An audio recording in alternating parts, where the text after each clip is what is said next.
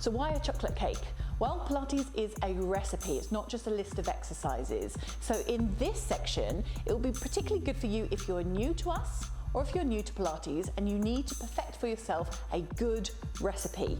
For a recipe, you need to have good ingredients. You need to know how to mix them together to hopefully get a really good, successful outcome. Once you've got the basics, the good chocolate cake recipe, then you can start layering. Then you can add in the ganache and you can add in the sprinkles, and that's some of the other collections that you'll find later. But for now, let's make a really good Pilates chocolate cake. Okay, welcome to your Pilates chocolate cake recipe, ingredient number 1. So first of all, for any good recipe of Pilates, it all stems from the pelvis. The pelvis is the place where your spine sits inside, your legs come in too, your arms even connect into your spine and into your pelvis. So first of all, we look at the pelvis. So here we've got Ellen. And Ellen's going to help us today to look at getting a good pelvic placement, an ideal position for your movements. If you can get that good base of structure, then all the exercises will have their best ability to move from them. So as Ellen comes up onto her knees, we're going to just take a look at Ellen's body position, particularly thinking of the pelvis. If we can bring our arms just out of the way, that's it. So generally you'll be either one or other position. You'll either be somebody who likes to tuck the pelvis under in a backward position, a posterior position. And by having this slightly tucked position, you can see the hips are very stretched towards the front. Everything is quite short at the back. And although the hips are very tight, they are very long and overstretched. Or you might be the opposite position, where the pelvis might tend to spill forward.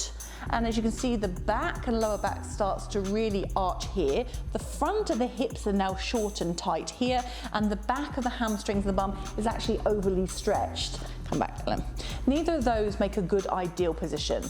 So we want to know, first of all, whether you're more prone to one or the other, or you might be prone to the sway back position, where the pelvis tends to jam forward and the torso leans back. Often you see a lot of guys like this, so hips forward, shoulders back. And what we're really trying to do is get an alignment between the pelvis and the rest of the spine in a good plumb line. Now we'll take a look at that lying down.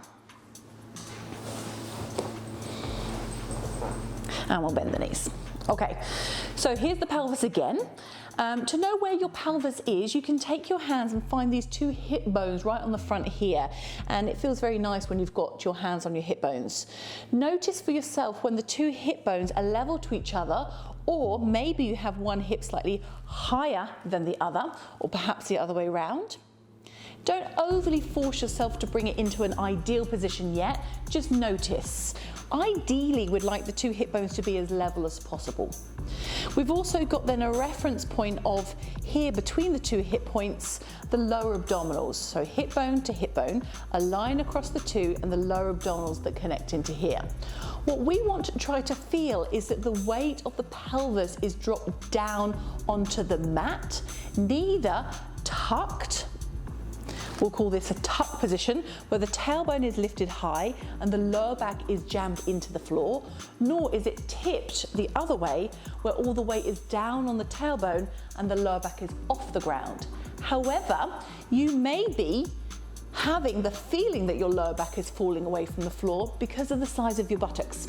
So if you've got a big booty, your bum will probably feel like your back is tipping off the floor. Don't worry with that. We have what we have.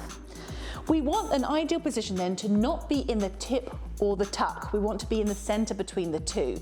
And it's really important that when you're moving, that you try to maintain this position. What you may find is compensations happen. So if you're somebody who's prone to tucking, when you lift your head, neck and shoulders up, you might tuck your pelvis in order to lift your head, neck and shoulders.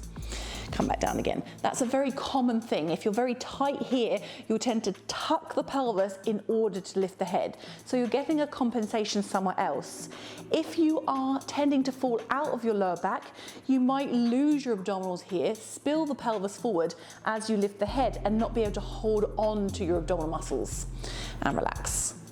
So we need to put some strength and support around the pelvis, and we'll look at that in our next recipe.